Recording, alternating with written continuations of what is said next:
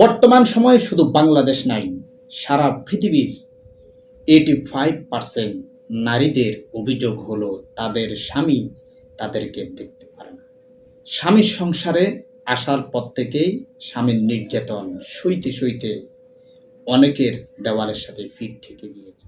অনেক স্বামী দেখা যায় স্ত্রীকে তালাক দিয়ে দিয়েছে, কিন্তু বিতর্গত তারা আবার সংসার করতেছে। তারা চিন্তা করে আল্লাহ ছাড়া কেউ যখন জানে না, আমরা আবার রাগের বশে তালাক দিয়েছি, আবার সংসার করব।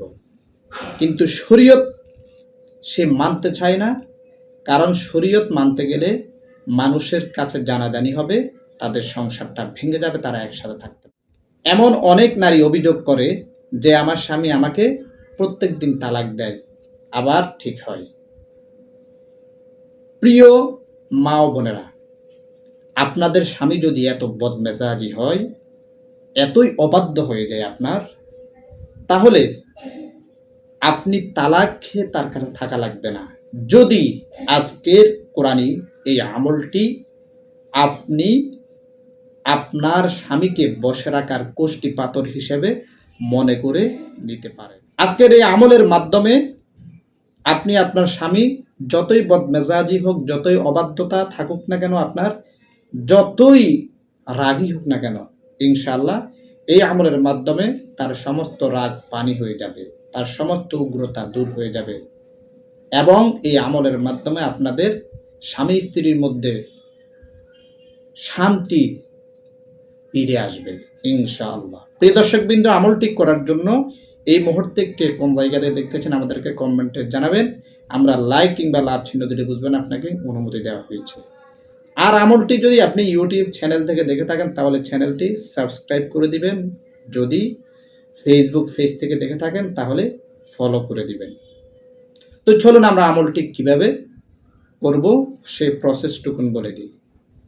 আমলটি করবেন আপনার স্বামী যখন ঘরে আসবে, সে যদি আপনার কাছে থাকে, ঘরে আসে, তখন তার চেহারার দিকে তাকিয়ে করবেন। আর যদি সে ঘরে না থাকে, সে দূরে থাকে কিংবা সে প্রবাসে আছে, সবসময় আপনার সাথে খারাপ আচরণ করে, আপনার সাথে অশান্তি করে, তাহলে তার ফটোর উপর আপনি আমলটি করবেন। আপনি প্রথমে 3 বার ইস্তেগফার পাঠ করবেন, যে কোনো ইস্তেগফার।